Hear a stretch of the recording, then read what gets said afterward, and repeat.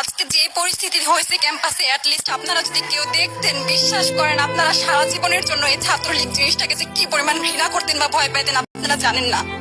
এরা আমাদের সামনে রড দিয়ে পিটায়, ছেলেগুলারে রড দিয়ে পিটায় একদম মাথা বড় করে ফেলছে। তারা এসে আমাদের পেছনে লুকাইছে, আমাদের বোরকার পেছনে, আমাদের ওড়নার পেছনে লুকায় বলে, আপু আমাদের একটু লুকায় রাখেন, আমাদের ওরা মাইরা ফেলবে, আমাদের বাঁচান আপু বাঁচান। আমরা তাদের ওড়না দিয়ে বোরকা দিয়ে লুকায় রাখছি, সেইখান থেকে আমাদের ধাক্কা দিয়ে ফেলে দিয়ে তাদের বের করে আবার মাথায় রড দিয়ে মারছে। এমন অবস্থা। এবং তারা আমাদের ক্যাম্পাসের পরিচিত মুখ, আমরা চিনি তাদের, তারা এই অবস্থা করছে, রাস্তায় একদম শোয়াই ফেলছে। আমাদের হলের মেয়েদের বুকে বড় বড় যে আসতো ইটগুলো বুকে ফেঁকে দিচ্ছে, মানে একদম পুরো বুকে লাগছে, এরকম জামা কাপড় ছিঁড়ে ফেলছে, এত বাজে অবস্থা।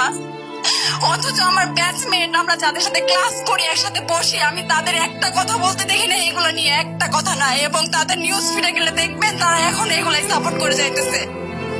কিচ্ছু বলার নাই। আমি কেমনে চাই এই মানুষগুলোর সাথে এত বছর ক্লাস করছি, বা আমি আরো 6টা মাস কিভাবে ক্লাস করবো আমি জানি না, আমি সত্যিই জানি না।